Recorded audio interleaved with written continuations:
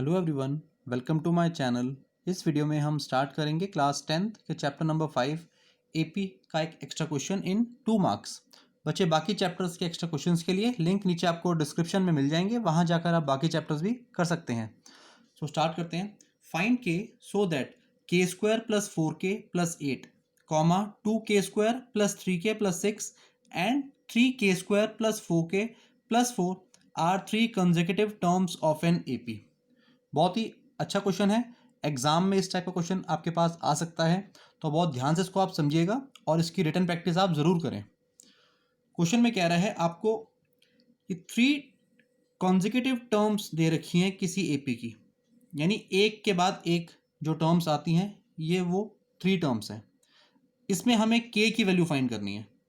ठीक है, एक छोटा सा कॉन्सेप्ट बताता हूं आपको। देखो, सपोज करो हमारे पास 3 टर्म्स है कोई, वो है 2, 4 और 6। मान लो ये 3 कॉन्जिक्यूटिव टर्म्स, यानी एक के बाद एक आने वाली जो टर्म्स हैं वो हमें गिवन है, राइट।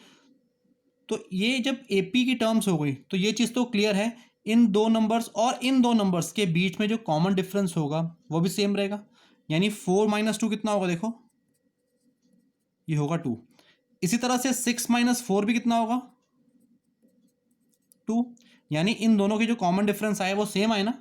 तो सेम कॉन्सेप्ट इस क्वेश्चन में भी अप्लाई होना है, यानी इन दो नंबर्स के बीच का कॉमन डिफरेंस इक्वल होगा इन दो टर्म्स के बीच के कॉमन डिफरेंस के।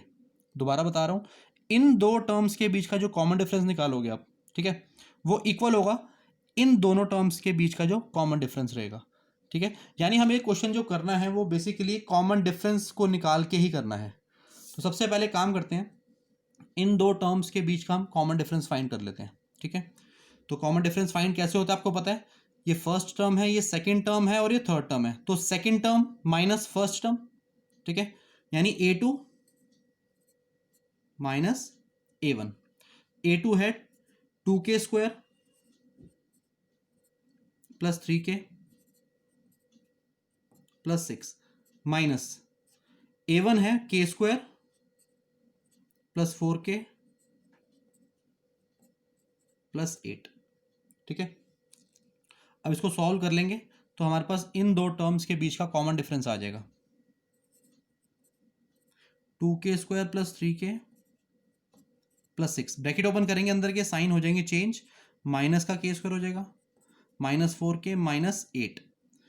2k square minus k square हो जाएगा 1k स्क्वायर यानी k स्क्वायर। ऐसे ही 3k माइनस 4k हो जाएगा माइनस k। 6 माइनस 8 होगा माइनस 2। ठीक है, ये कॉमन डिफरेंस आ गया फर्स्ट 2 टर्म्स के बीच में। अब हमें निकालना है थर्ड और सेकंड टर्म के बीच का जो कॉमन डिफरेंस है, यानी a3 minus a2। Third term हो गई 3k square plus 4k plus 4 minus, और सेकंड टर्म है 2k square plus 3k plus 6। 3k square plus 4k plus 4, bracket open करेंगे तो माइनस की वजह से अंदर के साइन होंगे चेंज, ये हो जाएगा माइनस का 2k स्क्वायर, ये माइनस 3k और ये माइनस 6। ठीक है,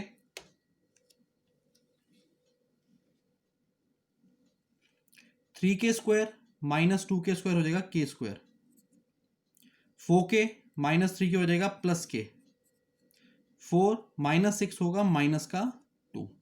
ठीक है, आई थिंक यहां तक का क्वेश्चन आपको क्लियर हो गया होगा अभी तक। तो जैसे कि मैंने स्टार्टिंग में बताया था, हमें इस क्वेश्चन में k की वैल्यू फाइंड करनी है। और k की वैल्यू कैसे फाइंड कर सकते हैं हम, इन दो टर्म्स के बीच का जो कॉमन डिफरेंस होगा वो इक्वल होगा इन दो टर्म्स के बीच के कॉमन डिफरेंस के। यानी हम कह सकते हैं a2 माइनस a1 की जो वैल्यू है, a2 माइनस a1 की जो वैल्यू है वो इक्वल रहेगी a3 माइनस a2 के।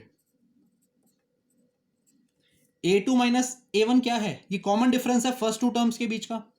a3 माइनस a2 क्या है, नेक्स्ट 2 टर्म्स के बीच का कॉमन डिफरेंस। ठीक है, तो ये दोनों हो जाएंगे इक्वल। अब इन दोनों की वैल्यूज यहां पे पुट कर देते हैं, के स्क्वायर माइनस के माइनस 2, के स्क्वायर माइनस के माइनस 2 इक्वल टू, और a3 माइनस a2 की वैल्यू है k स्क्वायर